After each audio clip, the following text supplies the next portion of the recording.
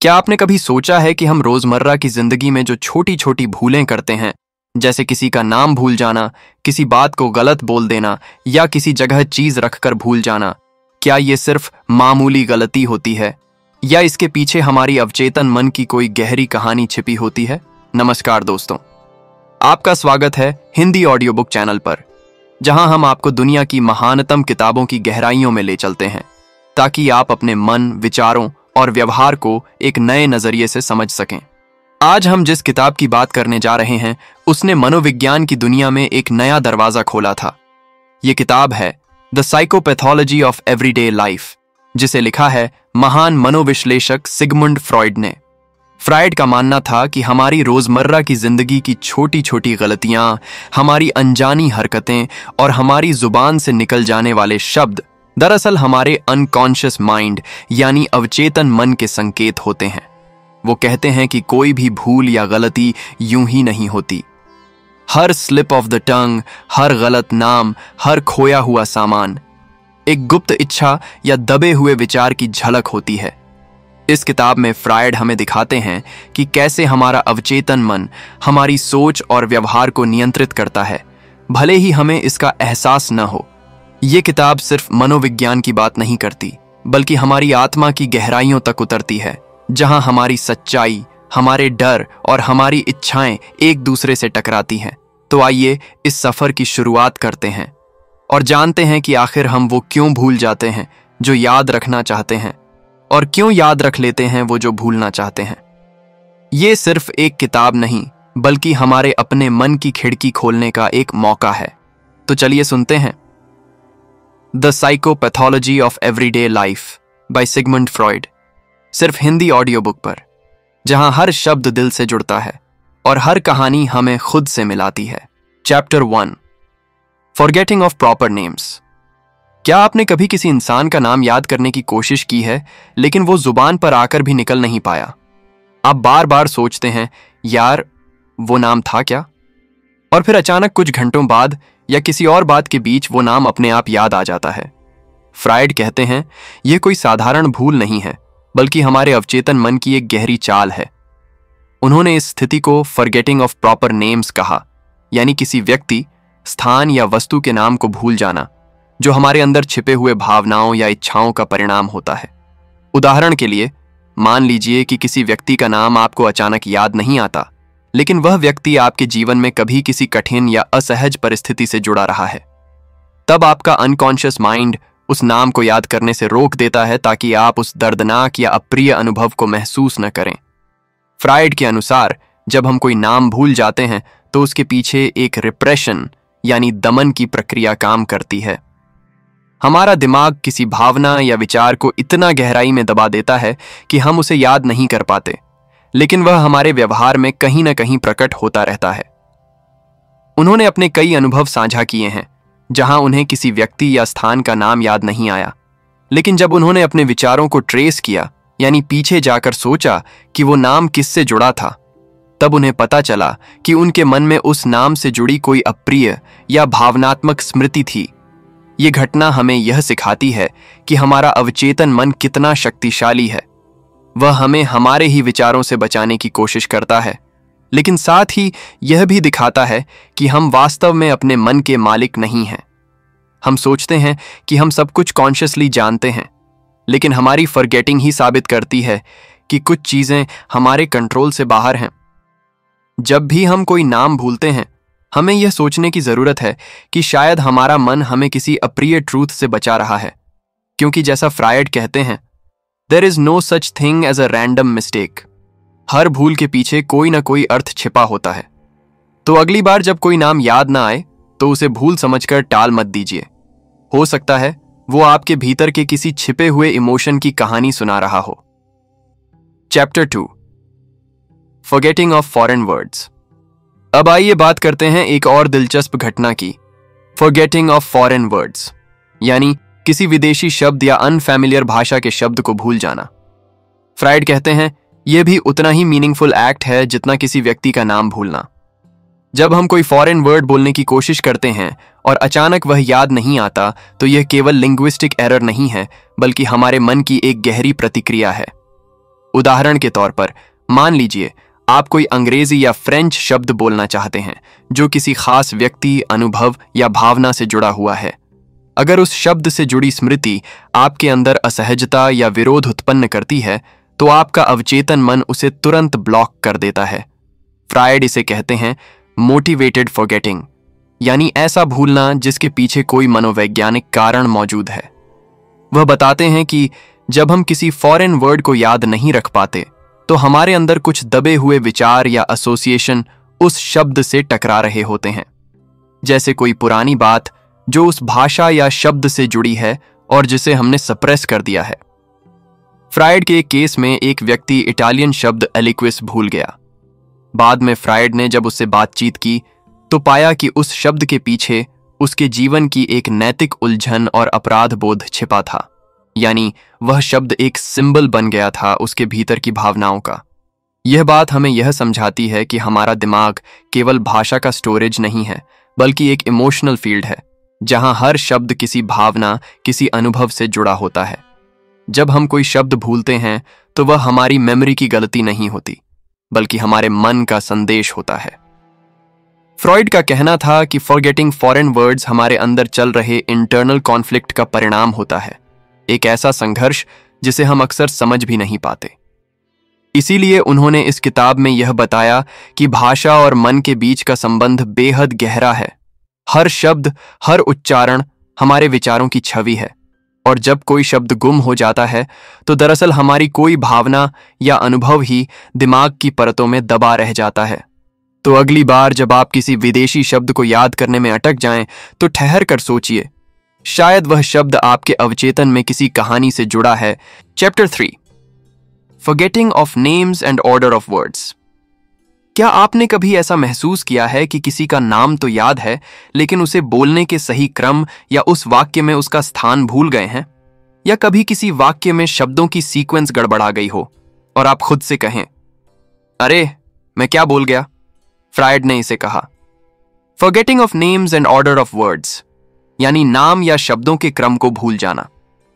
सुनने में यह एक सामान्य गलती लगती है, लेकिन फ्रायड के अनुसार यह हमारे अनकॉन्शियस माइंड की एक सटल एक्सप्रेशन होती है।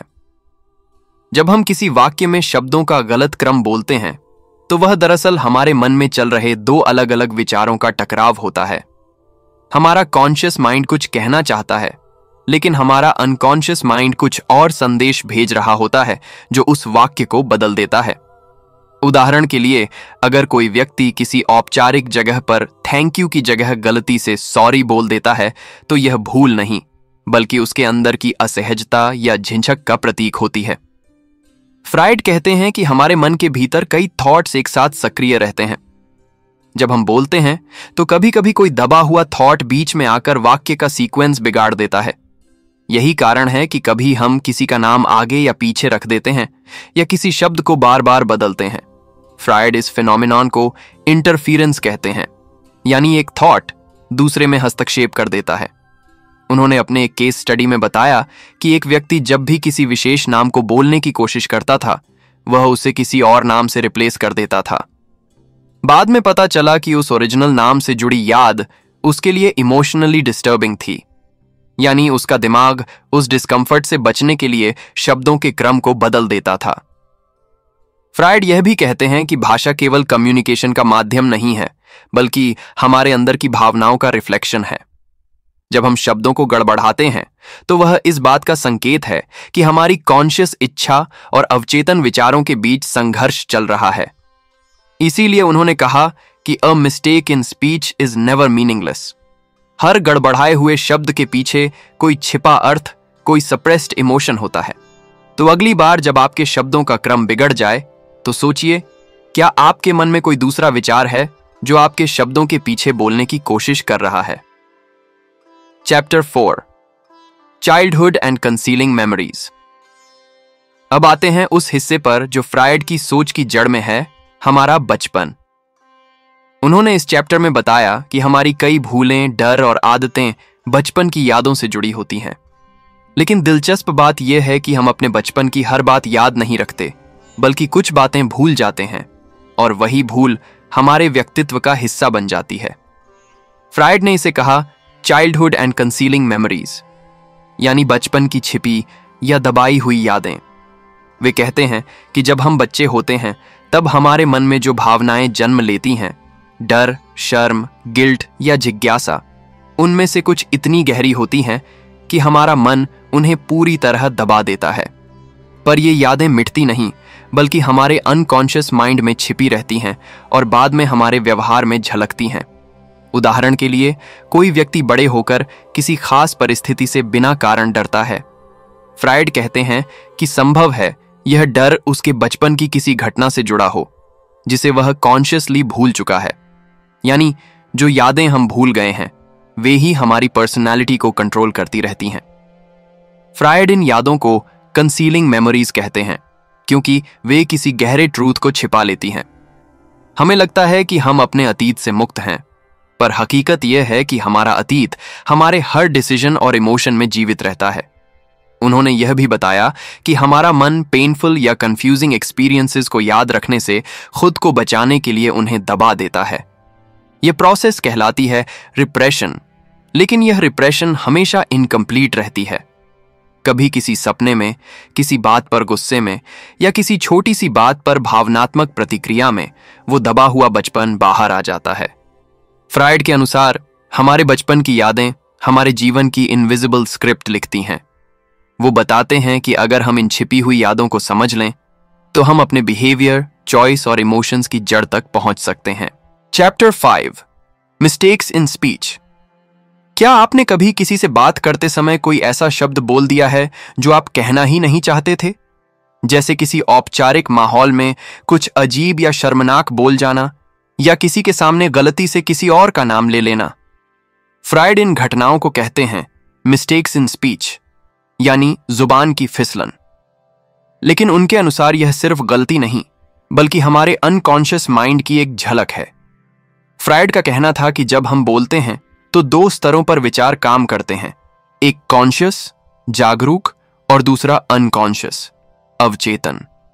कभी कभी हमारा अवचेतन मन किसी ऐसी भावना या इच्छा को व्यक्त करना चाहता है जिसे हमारा जागरूक मन स्वीकार नहीं करना चाहता। परिणाम स्वरूप वह भावना जुबान पर फिसल कर बाहर आ जाती है। उदाहरण के लिए, कोई व्यक्ति अपने बॉस से बात करते हुए गलती से डैड कह देता है। सुनने में यह एक सिंपल स्लिप लगता है, लेकिन फ्रायड के अनुसार यह स्लिप उस व्यक्ति के भीतर छिपे अथॉरिटी और सिक्योरिटी के कॉन्सेप्ट से जुड़ा होता है। यानी उसके दिमाग में बॉस और फादर के बीच कोई समान भावनात्मक कनेक्शन मौजूद है।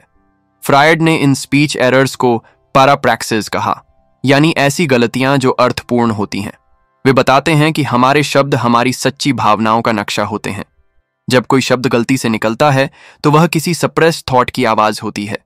फ्रायड ने अपने कई पेशेंट्स में यह देखा कि वे जो स्लिप्स करते थे वे अक्सर उनके भीतर के कॉन्फ्लिक्ट को उजागर करते थे, जैसे प्यार, गुस्सा, ईर्ष्या या अपराध बोध। उदाहरण के लिए, कोई व्यक्ति कहे, I am glad you're dead, oh I mean glad you're back. यह सुनने में हंसी का विषय लग सकता है, लेकिन फ्रायड कहते हैं कि इसमें दबा हुआ एंगर और रिजेंटमेंट छिपा है। उनका मानना था कि भाषा सिर्फ अभिव्यक्ति का साधन नहीं है, बल्कि हमारे अवचेतन की खिड़की है। जब जुबान फिसलती है तो वो मन की सच्चाई बोलती है, जो हम खुद से भी छिपा रहे होते हैं।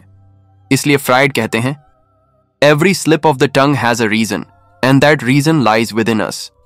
तो अगली बार जब आप बोलते बोलते गलती करें तो शर्मिंदा मत हों, क्योंकि वो शायद आपका मन है जो अपने असली भाव कहने की कोशिश कर रहा है। Chapter 6, mistakes in reading and writing. अब बात करते हैं mistakes in reading and writing की, यानी पढ़ते या लिखते समय की गलतियों की। फ्रायड कहते हैं ये साधारण टाइपो नहीं है, बल्कि हमारी मानसिक गतिविधियों का दर्पण है। जब हम कोई शब्द गलत पढ़ते हैं, कोई लाइन छोड़ देते हैं या लिखते समय अक्षर बदल देते हैं, तो वह भी हमारे अवचेतन मन का असर होता है। उदाहरण के लिए, मान लीजिए आप किसी पत्र को पढ़ रहे हैं और उसमें लिखा है ही इज डेड, लेकिन आपकी आंखें उसे पढ़ती हैं ही इज डियर। फ्रायड कहते हैं कि यह कोई रैंडम एरर नहीं है, यह उस व्यक्ति के प्रति आपकी भावनाओं का प्रोजेक्शन है। आपका मन उस पेनफुल ट्रूथ को स्वीकार नहीं करना चाहता, इसलिए वह शब्द को बदल देता है। इसी तरह जब कोई व्यक्ति किसी नाम को लिखते समय उसकी स्पेलिंग बार बार गलत करता है तो यह उसकी मेंटल रेजिस्टेंस को दर्शाता है। फ्रायड का कहना था कि पढ़ने या लिखने की गलती मीनिंगलेस नहीं होती, बल्कि यह हमारे मन की दिशा दिखाती है। वे कहते हैं कि कभी कभी हम ऐसे शब्द या वाक्य गलत पढ़ते हैं जो हमारे मन में किसी दूसरी सोच को ट्रिगर करते हैं। जैसे किसी ने लिखा होम, लेकिन पढ़ते समय आपकी आंखें होप देखती हैं, क्योंकि शायद आपके भीतर उस समय किसी आशा या लॉन्गिंग की भावना सक्रिय है। फ्रायड ने इसे कहा साइकिक इंटरफियरेंस, यानी मानसिक हस्तक्षेप। हमारा मन उस क्षण में जो महसूस कर रहा होता है वही हमारी परसेप्शन को प्रभावित करता है। लिखने की गलतियां भी इसी नियम से गवर्न्ड होती हैं। कोई व्यक्ति अगर किसी शब्द को बार बार गलत लिखता है तो यह उसकी सप्रेस्ड फीलिंग या इनर हेजिटेशन को दर्शाता है। जैसे कोई व्यक्ति लव शब्द लिखते समय बार बार लूज लिख दे तो यह कोई एक्सीडेंट नहीं, बल्कि उसके अंदर के डर या इनसिक्योरिटी की झलक है। फ्रायड का मानना था कि मनुष्य की हर गलती उसके मन की कहानी कहती है। हम सोचते हैं कि यह सिर्फ लैप्सस कलामी यानी स्लिप ऑफ द पेन है, लेकिन यह हमारे विचारों और भावनाओं की छिपी हुई परतों को उजागर करता है। Chapter 7, forgetting of impressions and resolutions. क्या आपने कभी कोई महत्वपूर्ण निर्णय लिया हो, जैसे किसी से मिलने का, किसी काम को शुरू करने का या किसी को फोन करने का, और फिर अचानक उसे भूल गए हों? या कभी कोई प्रभावशाली घटना देखी हो लेकिन कुछ समय बाद वह याद ही न रही हो? फ्रायड इन घटनाओं को कहते हैं forgetting of impressions and resolutions, यानी प्रभावों और संकल्पों को भूल जाना। उनके अनुसार ये भूलना सामान्य नहीं है, बल्कि हमारे अवचेतन मन की रक्षा प्रक्रिया है। जब हम किसी अनुभव या निर्णय से गहराई से प्रभावित होते हैं तो वह हमारे मन में एक इमोशनल ट्रेस छोड़ जाता है। लेकिन अगर उस अनुभव से जुड़ी कोई भावना जैसे डर, शर्म, गिल्ट या एंजाइटी बहुत तीव्र होती है तो हमारा अनकॉन्शियस माइंड उसे दबा देता है ताकि हम असहज महसूस न करें। उदाहरण के लिए, मान लीजिए आपने यह निश्चय किया कि कल से आप किसी बुरी आदत को छोड़ देंगे, लेकिन अगले ही दिन आप उसे भूल जाते हैं। फ्रायड कहते हैं कि यह भूलना आलस्य नहीं, बल्कि आपके भीतर की एक रेजिस्टेंस है। आपका मन उस बदलाव के खिलाफ काम कर रहा है। वह उस रेजोल्यूशन को भुलाकर आपको कंफर्ट जोन में बनाए रखना चाहता है। इसी तरह हम कभी कभी किसी व्यक्ति या घटना का प्रभाव भूल जाते हैं जो हमारे लिए इमोशनली डिस्टर्बिंग थी। फ्रायड इसे मोटिवेटेड फॉरगेटिंग कहते हैं, ऐसा भूलना जो मनोवैज्ञानिक कारणों से होता है। उनके अनुसार हम वही भूलते हैं जो हमें भीतर से परेशान करता है। उन्होंने एक उदाहरण दिया कि एक व्यक्ति ने अपने पिता की मृत्यु का समाचार सुनने के बाद कुछ दिनों तक उसकी स्मृति को पूरी तरह दबा दिया। वह बातचीत करता रहा, काम करता रहा, लेकिन जब भी उस घटना की बात आती उसे कुछ याद नहीं रहता। बाद में जब फ्रायड ने उससे बात की तो उसने स्वीकार किया कि वह इस दर्द को महसूस करने से डर रहा था, इसलिए उसका मन उस स्मृति को भूल गया। फ्रायड यह भी कहते हैं कि हमारे अधूरे रेजोल्यूशंस अक्सर हमारे सप्रेस्ड डिजायर्स से टकराते हैं। हम कॉन्शियसली कुछ करने का निर्णय लेते हैं, लेकिन हमारे अंदर कोई दूसरा भाव, कोई पुराना अनुभव या डर उसे रोक देता है। इसीलिए जब हम किसी काम को भूल जाते हैं तो वह केवल मेमोरी फेलियर नहीं, बल्कि इनर कॉन्फ्लिक्ट का संकेत है। फ्रायड का निष्कर्ष था, we forget not because we cannot remember, but because we do not want to remember. यानी भूलना कभी संयोग नहीं, बल्कि इच्छा का विरोध होता है। तो अगली बार जब आप कोई निश्चय भूल जाएं या कोई असरदार घटना याद न रहे तो खुद से पूछिए, क्या यह वास्तव में भूल थी या आपका मन कुछ छिपाने की कोशिश कर रहा है? Chapter 8, erroneously carried out actions. अब बात करते हैं इरोनियसली कैरिड आउट एक्शंस की, यानी ऐसी क्रियाएं जो हम करने तो कुछ और चाहते हैं लेकिन कर कुछ और बैठते हैं। जैसे किसी को चिट्ठी भेजनी थी लेकिन गलत व्यक्ति को भेज दी, या किसी का उपहार लौटाने की जगह गलती से उसे रख लिया। फ्रायड कहते हैं यह सिर्फ एक्सीडेंट नहीं होते, ये हमारे अवचेतन मन की योजनाएं होती हैं। उन्होंने कहा, our errors in action are rarely accidental, they are acts with hidden motives.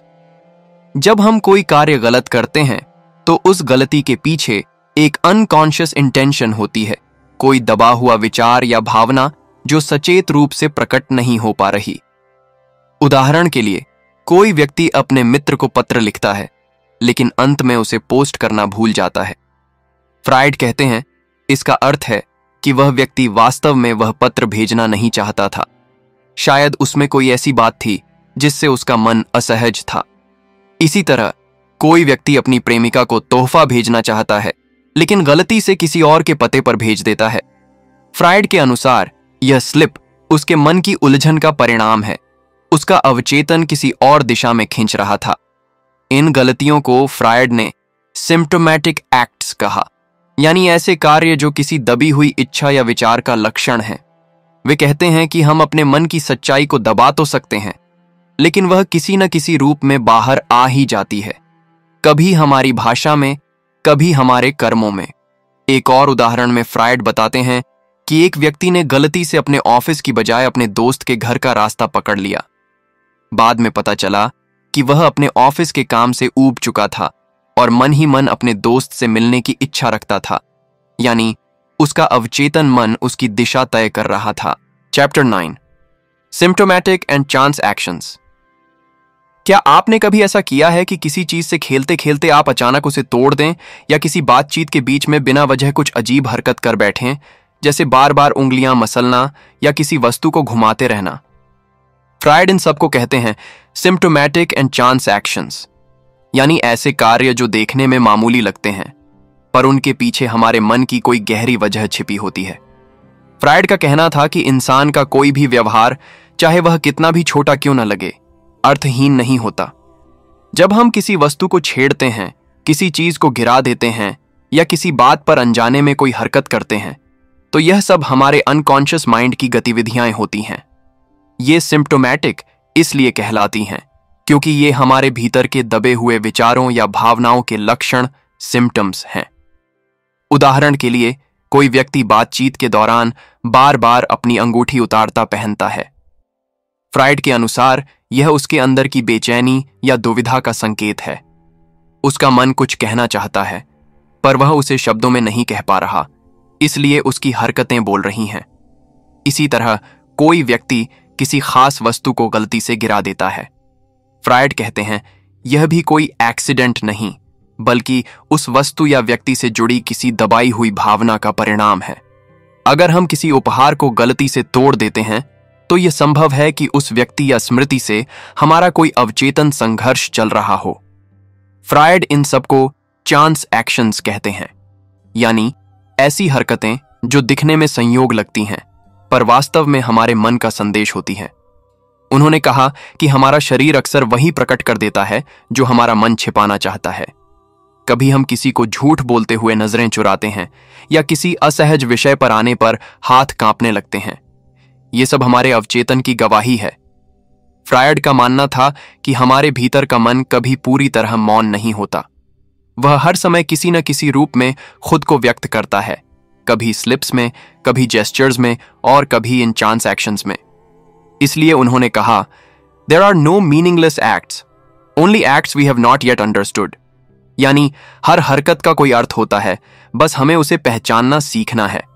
तो अगली बार जब आप किसी चीज को गिरा दें, किसी चीज को बार बार छुएं या अनजाने में कोई हरकत करें, तो सोचिए, शायद आपका अवचेतन मन उस पल कुछ कह रहा है जो आपकी जुबान नहीं कह पा रही। Chapter 10, errors. अब बात करते हैं इस किताब के आखिरी और बेहद अहम हिस्से की, एरर्स यानी गलतियां। फ्रायड कहते हैं, इंसान की गलतियां उसके सबसे सच्चे शिक्षक होती हैं, क्योंकि उनमें उसकी अवचेतन भावनाएं और इच्छाएं छिपी होती हैं। चाहे वह बोलने, लिखने, याद रखने या करने की गलती हो, हर एरर हमारे मन की किसी गहराई से जुड़ा संकेत होता है। फ्रायड का यह मानना था कि जब हम गलती करते हैं तो वह केवल किसी बाहरी कारण या ध्यान की कमी से नहीं होती, बल्कि उसके पीछे किसी मानसिक कारण की भूमिका होती है। उन्होंने इन एरर्स को साइकिक एक्ट्स कहा, यानी ऐसे कर्म जो हमारे मन की गहराई से उत्पन्न होते हैं, भले ही हमें उनका एहसास ना हो। उदाहरण के तौर पर, अगर कोई व्यक्ति बार बार एक ही गलती दोहराता है, जैसे किसी खास तारीख को भूल जाना या किसी व्यक्ति का नाम गलत बोलना, तो यह उसकी मनोवैज्ञानिक प्रतिरोध, रेजिस्टेंस का परिणाम है। वह किसी भावना, डर या असहमति को छिपाने की कोशिश कर रहा होता है। फ्रायड के अनुसार रेपिटेशन ऑफ एरर्स कभी भी संयोग नहीं होती, यह हमारे भीतर के किसी अधूरे विचार की अभिव्यक्ति होती है। उन्होंने यह भी कहा कि कभी कभी हमारी गलतियां हमें रिलीफ देती हैं, जैसे कोई व्यक्ति देर से पहुंचता है और कहता है कि घड़ी गलत थी। यह बहाना नहीं, बल्कि उसके अवचेतन की इच्छा है। शायद वह उस मुलाकात से बचना चाहता था। इसी तरह कोई व्यक्ति किसी वस्तु को बार बार तोड़ देता है क्योंकि उसके भीतर कोई दबा हुआ गुस्सा या झुंझलाहट है जो उस वस्तु पर प्रकट हो रही है। फ्रायड यह भी कहते हैं कि हमारी एरर्स हमें यह समझने का मौका देती है कि हमारे अंदर क्या चल रहा है। जो बातें हम शब्दों में नहीं कहते, वो हमारी गलतियों में बोलती हैं। उन्होंने कहा, Our mistakes are the truth we are afraid to face, यानी हमारी गलतियां वही सच कहती हैं जिससे हम डरते हैं। फ्रायड के दृष्टिकोण से गलती करना अपराध नहीं है, बल्कि अपने मन की गहराइयों तक पहुंचने का एक रास्ता है। Chapter 11, combined faulty acts. Freud इस चैप्टर में एक बेहद दिलचस्प सवाल उठाते हैं। जब हम कोई गलती करते हैं तो क्या वो सच में सिर्फ गलती होती है, या हमारे दिमाग की गहराई में छिपी कोई भावना उस गलती का कारण बनती है? फ्रायड कहते हैं कि कई बार हमारी छोटी छोटी गलतियां अकेली नहीं होती, बल्कि वे कंबाइंड फॉल्टी एक्ट्स यानी संयुक्त रूप से जुड़ी हुई होती हैं। इन एक्ट्स में दो या उससे अधिक अनजाने मोटिव्स एक साथ मिलकर काम करते हैं। जैसे मान लीजिए कोई व्यक्ति अपनी मीटिंग में देर से पहुंचता है। सतह पर देखने पर यह बस एक टाइम मैनेजमेंट की गलती लग सकती है, लेकिन फ्रायड कहते हैं कि उसके अवचेतन सबकॉन्शियस में शायद उस मीटिंग को लेकर कुछ असहजता थी, या शायद वहां जाने का मन नहीं था। यानी वह देर से पहुंचना एक एक्सीडेंट नहीं, बल्कि अवचेतन की छिपी मंशा का परिणाम है। फ्रायड कई उदाहरण देते हैं, जैसे कोई व्यक्ति किसी को फोन करने वाला होता है, लेकिन गलती से किसी और को कॉल कर देता है। बाहर से ये एक सिंपल मिस्टेक लगती है, पर दिमाग के भीतर वो गलती दरअसल किसी और व्यक्ति से जुड़ी भावनाओं या अनसुलझे विचारों का इशारा होती है। फ्रायड का तर्क था कि इंसान का दिमाग बेहद जटिल है। वह कभी भी पूरी तरह न्यूट्रल नहीं होता। हर एक्शन, हर स्लिप या एरर में किसी न किसी भावना या सोच की झलक छिपी होती है। जब कई ऐसी भावनाएं एक साथ काम करती हैं, तो हमारी कंबाइंड फॉल्टी एक्ट्स बनती हैं। यानी कई बार हम सोचते हैं कि हमने कुछ गलती से किया, लेकिन असल में वो हमारे भीतर के कॉन्फ्लिक्ट्स का रिजल्ट होता है। फ्रायड कहते हैं कि ऐसी घटनाएं हमारे मन के अनकॉन्शियस थिएटर की झलक दिखाती हैं, जहां हर किरदार, चाहे वो डर हो, शर्म हो, चाहत हो या गुस्सा, अपनी भूमिका निभा रहा होता है और मिलकर एक ऐसा एक्ट बनाता है जो हमें गलती जैसा लगता है, पर असल में वो हमारी छिपी सच्चाई होती है। Chapter 12, determinism, chance and superstitious beliefs. अब फ्रायड इस आखिरी चैप्टर में एक बहुत गहरी बात समझाते हैं। क्या हमारी जिंदगी में जो होता है वो सब चांस यानी संयोग से होता है, या हर चीज के पीछे कोई डिटर्मिनिज्म यानी मनोवैज्ञानिक कारण होता है? कई लोग मानते हैं कि जीवन में कुछ घटनाएं बस हुई जाती हैं, जैसे किसी खास दिन पर कोई एक्सीडेंट हो जाना या किसी खास चीज का बार बार खो जाना। लेकिन फ्रायड इस सोच को चुनौती देते हैं। वे कहते हैं कि हमारे एक्शंस और हमारी फॉरगेटिंग्स दोनों ही किसी न किसी मानसिक कारण से जुड़ी होती हैं, यानी कुछ भी सिर्फ यूं ही नहीं होता। फ्रायड कहते हैं कि जो चीज हमें रैंडम या कोइंसिडेंस लगती है, वो दरअसल हमारे अनकॉन्शियस की दिशा में हो रहा एक छिपा हुआ प्रयास होता है। उदाहरण के तौर पर, अगर कोई व्यक्ति बार बार किसी मीटिंग को भूल जाता है, तो वह शायद उस मीटिंग से अवॉइड करना चाहता है। या अगर कोई व्यक्ति बार बार किसी खास वस्तु को कहीं रखकर भूल जाता है, तो शायद उसका उससे कोई भावनात्मक जुड़ाव या विरोध छिपा है। अब यहां फ्रायड एक दिलचस्प मोड़ लेते हैं। वे सुपरस्टिशंस यानी अंधविश्वासों की भी व्याख्या करते हैं। जैसे कोई व्यक्ति कहता है कि आज मैंने बाएं पैर से बाहर निकला, इसलिए बुरा हुआ। फ्रायड कहते हैं कि यह अंधविश्वास भी दरअसल हमारे दिमाग की कोशिश है किसी रैंडम इवेंट को मीनिंगफुल बनाने की। हमारा मन कंट्रोल चाहता है, इसलिए वो ऐसे पैटर्न्स और सिग्निफिकेंस खोजता है जहां असल में कुछ नहीं होता। इस प्रकार फ्रायड कहते हैं कि डिटर्मिनिज्म का अर्थ यह नहीं कि सब कुछ फेट है, बल्कि यह है कि हर घटना के पीछे कोई न कोई मनोवैज्ञानिक कारण होता है। हर भूल, हर गलती, हर संयोग, सबके भीतर हमारे मन की कोई न कोई अदृश्य डोर जुड़ी होती है। इस विचार के साथ फ्रायड हमें हमारी चेतना और अवचेतना के बीच की पतली दीवार को दिखाते हैं, यह बताते हुए कि हम चाहे कितने भी तर्क संगत बन जाएं, हमारे भीतर का अनकॉन्शियस हमेशा किसी न किसी रूप में अपना संदेश भेजता रहता है। कभी गलती के जरिए, कभी भूले हुए नाम से और कभी किसी संयोग के बहाने। दोस्तों, इस सफर का अंत करते हुए पहले एक सवाल, क्या आपने कभी अपनी रोजमर्रा की छोटी छोटी भूलों में अपनी कोई पुरानी याद, डर या चाहत पहचानने की कोशिश की है? हमने आज पढ़ा कि the psychopathology of everyday life, Sigmund Freud, सिर्फ भूलों और गलतियों की किताब नहीं है, यह हमारी अपनी अंदरूनी दुनिया की एक नक्शा है। फ्रायड हमें बतलाते हैं कि हमारी हर स्लिप, हर भूल, हर गलती किसी न किसी अनकॉन्शियस प्रक्रिया की आवाज है, और अगर हम ध्यान से सुने तो वह हमें अपने बचपन, अपने दबे हुए इमोशंस और उन रिजॉल्व्स तक पहुंचने में मदद करती है जिन्हें हमने अनदेखा किया हुआ था। हमने सीखा कि नाम भूलना सिर्फ याददाश्त का मामला नहीं, बल्कि कभी कभी दमन, रिप्रेशन का संकेत होता है, कि शब्दों का क्रम बदल जाना हमारे भीतर के कन्फ्लिक्टिंग विचारों की झलक है, कि पढ़ने लिखने की गलतियां हमारी इनर फीलिंग्स को रिफ्लेक्ट करती हैं, और कि गलतियों और चांस एक्ट्स में अक्सर एक हिडन मोटिव छिपा होता है। ये किताब शहर की तेज रफ्तार जिंदगी में रहने वाले लोगों के लिए भी उतनी ही जरूरी है जितनी कि गांव की शांति में पल रहे लोगों के लिए, क्योंकि चाहे आप शहर में हो या गांव में, आपकी जिंदगी के छोटे छोटे पल, आपकी यादें, आपकी बातें और आपकी गलतियां वही इनर वर्ल्ड का हिस्सा हैं। शहर में जहां हम ज्यादा सोशल रोल्स निभाते हैं, वहां ये स्लिप्स अक्सर संबंधों और सामाजिक एक्सपेक्टेशंस से जुड़ी होती हैं। गांव में जहां पहचान और पारिवारिक इतिहास गहरे जुड़े होते हैं, वहां ये भूलें अक्सर बचपन की स्मृतियों और पारिवारिक डायनामिक्स से जुड़ी निकलती हैं। अब मैं आपसे कुछ सवाल पूछना चाहता हूं ताकि हम इस किताब को और गहराई से समझ सकें। कृपया कमेंट करके बताइए। 1. इस किताब का कौन सा हिस्सा आपको सबसे ज्यादा चौंकाने या प्रभावित करने वाला लगा? 2. क्या आपकी जिंदगी में कभी ऐसा कोई पल आया है जब किसी भूल या गलती ने आपको किसी छुपी हुई वजह का एहसास दिलाया? 3. क्या आपने कभी अपने किसी बचपन की स्मृति को अचानक किसी छोटी सी भूल के बाद याद किया है? 4. आप किस कॉन्टेक्स्ट में इस किताब के विचारों को सबसे ज्यादा अप्लाई कर पाएंगे? अपने रिश्तों में, काम में या अपने इनर सेल्फ के एक्सप्लोरेशन में?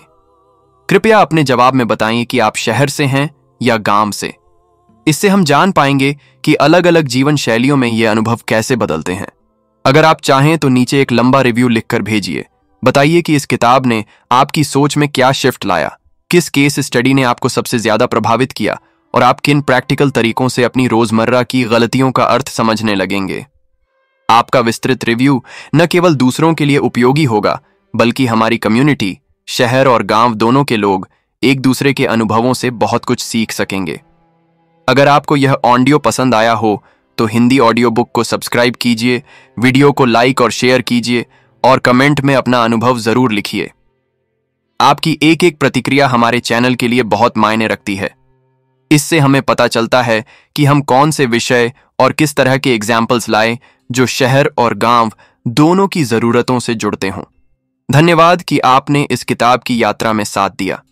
अगले एपिसोड में हम किसी और क्लासिक किताब की तह तक उतरेंगे। तब तक के लिए खुद से एक वचन कर लें। अगली बार जब आप कोई छोटी भूल करें, ठहरिए, सोचिए, क्या यह भूल है या कोई संदेश?